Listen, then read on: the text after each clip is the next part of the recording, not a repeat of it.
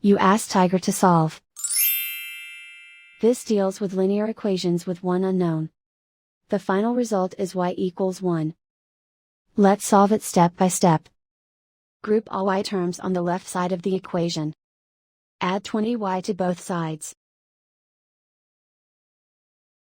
Group like terms. Simplify the arithmetic. Group like terms. Simplify the arithmetic. Group all constants on the right side of the equation. Add 11 to both sides.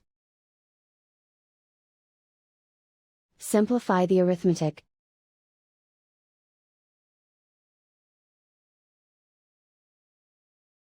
Isolate the y. Divide both sides by 44. Simplify the fraction.